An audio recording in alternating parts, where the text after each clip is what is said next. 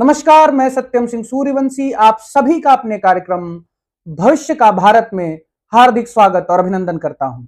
आज का विषय है अनुसंधान का महत्व। भविष्य के भारत में अनुसंधान का महत्व किस प्रकार होना चाहिए, यह समझना अत्यंत आवश्यक है, क्योंकि अनुसंधान वह जीवन रेखा है जो मनुष्य के श्वास की तरह है। अगर हम श्वास ना लें तो हम मर जाएंगे। उसी प्रकार कोई भी क्षेत्र अगर अनुसंधान ना करे तो उसका महत्व समाप्त हो जाता है, और उसी महत्व को जीवित रखने के लिए अनुसंधान की अत्यंत आवश्यकता होती है। आज सर्वप्रथम शिक्षा क्षेत्र में अगर देखा जाए तो अनुसंधान शून्य स्तर पर है।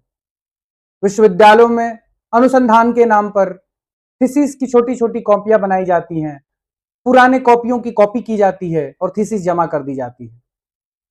प्रैक्टिकल अनुसंधान अपने निचले स्तर पर है। अनुसंधान और थीसिस से आने वाले कुछ समाधान भी शून्य हैं, और समाधान विहीन थीसिस के साथ बच्चों की पीएचडी कंप्लीट हो जा रही है। नाम के आगे डॉक्टर तो लग जा रहा है, लेकिन वह किसी भी प्रकार की समस्या का समाधान नहीं कर पा रहे हैं। किसी भी प्रकार की समस्या का, किसी भी क्षेत्र की समस्या का इलाज करने में सक्षम नहीं है। इस प्रकार योग्यता विहीन डिग्री समाज में भारत के विकास में योगदान करने में असफल है, और यह असफलता ही भारत के पीछे होने का सबसे बड़ा कारण हो रहा है। यह आवश्यक है कि अगर हम भविष्य के भारत का निर्माण कर रहे हैं तो उसमें विश्वविद्यालयों में अनुसंधान किया जाए, और किसी भी विद्यार्थी को तभी पीएचडी की डिग्री दिया जाए जब वह भारत की किसी समस्या का समाधान खोज कर लाए, उसका इलाज कर पाए।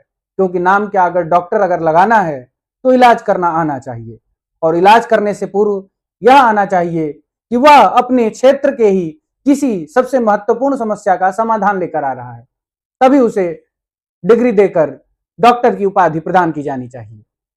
लेकिन भारतीय शिक्षा व्यवस्था विश्व की सबसे रद्दी शिक्षा व्यवस्था है। यहाँ पे तो डिग्रियां ऐसे ही खरीद ली जाती हैं, उसके प्रकल्प और उसके विकल्प भी नहीं है। उसके साथ जीना, उसके हिसाब से चलना ही हर छात्र की मजबूरी है। इसीलिए भारत में क्रिएटिविटी की लगातार कमी हो रही है, और भारत शिक्षा क्षेत्र में संपूर्ण विश्व में सबसे निचले स्थान पर है। कोई भी भारत का विश्वविद्यालय टॉप 100 की रैंकिंग में नहीं आता है। शिक्षा क्षेत्र के अलावा अगर मेडिकल क्षेत्र में देखा जाए तो मेडिकल क्षेत्र में भी शोध की भारी कमी है। जब शोध ही नहीं होंगे तो आपको कोई भी एपीआई अगर खरीदना है, कोई भी नया फॉर्मूला खरीदना है, तो विदेशी कंपनियों के आगे झुकना पड़ेगा। विदेशी कंपनियों से अपने एग्रीमेंट करने पड़ेंगे, विदेशी कंपनियों के लिए भारतीय बाजार खोलना पड़ेगा। और आज परिस्थितियां यह है कि भारत में विदेशी कंपनियों के पूरी तरीके से कब्जा हो चुका है, क्योंकि भारतीय कंपनियों, भारतीय मेडिकल क्षेत्र द्वारा अनुसंधान किया ही नहीं जा रहा है। विदेशी अनुसंधान के ही माध्यम से भारतीय मेडिकल क्षेत्र चल रहा है।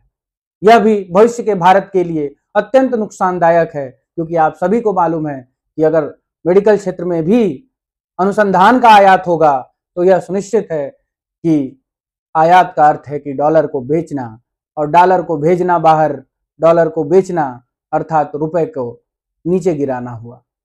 इसके अलावा अगर हम आईटी सेक्टर की बात करते हैं, सीएस सेक्टर की बात करते हैं, टेक्नोलॉजी सेक्टर की बात करते हैं, तो हम ये देखते हैं कि आज भी भारत बाहर के सोशल मीडिया का इस्तेमाल कर रहा है। कहीं Facebook, Instagram, YouTube, Google map, XYZ सभी सॉफ्टवेयर अमेरिका या विदेशों के हैं।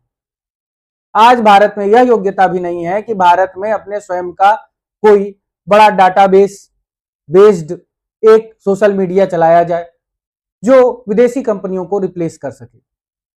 सरकार भी समर्थन नहीं दे रही है, और यह भारतीय अनुसंधान की कमी है कि भारत आईटी सेक्टर में आत्मनिर्भर नहीं बन रहा है। आज भी टेक्नोलॉजी ट्रांसफर और टेक्नोलॉजी खरीदने के लिए विदेशी, यूरोप की कंपनियों और अनुसंधान पर निर्भर है। जब तक भारत में आईटी सेक्टर में अनुसंधान नहीं होंगे, तब तक भविष्य के भारत का निर्माण करना संभव नहीं है। अनुसंधान को अगर विज्ञान के क्षेत्र में ले जाए तो यह कहा जा सकता है कि कुछ स्तर तक इसरो जैसी संस्थाएं अनुसंधान को आगे के स्तर पर लेकर गई हैं और भारत में सस्ते विज्ञान के विभिन्न प्रकल्पों का निर्माण किए हैं, लेकिन आज भी वहां अनुसंधान की भारी आवश्यकता है, जिसके लिए व्यापक फंड्स चाहिए। लेकिन भारत की सरकार अनुसंधान के लिए फंड देती ही नहीं है। भारत की सरकार की प्राथमिकता तो उद्योगपतियों के कर्ज माफी में है।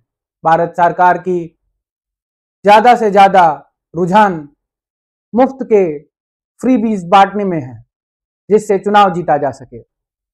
समस्या यही है कि आज भारत में चुनाव जीतना ही सबसे महत्वपूर्ण विषय है, सांसद विधायक खरीदना ही सबसे महत्वपूर्ण विषय है। अनुसंधान का कोई महत्व नहीं है।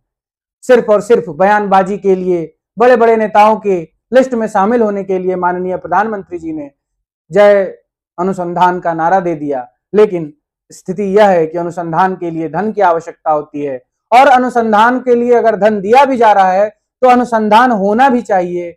यह भी बहुत बड़ी विकट परिस्थिति है, क्योंकि अनुसंधान के लिए दिया गया धन भी लूट लिया जाता है और उसका कोई निष्कर्ष नहीं होता है। हम सभी ने बहुत सारे अनुसंधान के बारे में सुना है, जहां पर अनुसंधान का धन लूट लिया जाता है और बिना कोई निष्कर्ष दिए, समाधान दिए, अनुसंधान का पैसा कर्मचारियों, अधिकारियों द्वारा खा लिया जाता है। सह संपूर्ण भारतीय सिस्टम में एक व्यापक सुधार की आवश्यकता है। जब तक रिकमेंडेशंस से लोग ऊपर पहुंचेंगे और कुर्सियों पर बैठेंगे, तब तक भारत में अनुसंधान को नहीं बढ़ाया जा सकता है। आज राष्ट्रीय स्वयंसेवक संघ के लोगों का विभिन्न विश्वविद्यालयों, मेडिकल क्षेत्र, हर जगह पोस्टिंग कर दी गई है। वो सभी रिकमेंडेशन वाले हैं। योग्य व्यक्ति सही कुर्सी पे नहीं पहुंच रहा है, इसीलिए वह अनुसंधान के महत्व को नहीं समझ रहे हैं। और अनुसंधान का अगर महत्व भारतवर्ष नहीं समझेगा तो भविष्य के स्वर्णिम भारत का निर्माण करना असंभव है। भविष्य के भारत के विषय पर चिंतन करते हुए हम आप सभी युवा साथियों, सभी जनता से यह अनुरोध करना चाहेंगे कि भविष्य के भारत के निर्माण के लिए एकजुट हो जाएं, जागृति करें और अनुसंधान से युक्त शिक्षा व्यवस्था, मेडिकल व्यवस्था, टेक्नोलॉजिकल व्यवस्था, हर क्षेत्र में अनुसंधान के महत्व को जगाएं, बढ़ाएं, उसकी मांग करें, ताकि भारत अपने स्वर्णिम उत्कर्ष को प्राप्त करे। इसी के लिए साथ आज का विषय समाप्त होता है। नमस्कार।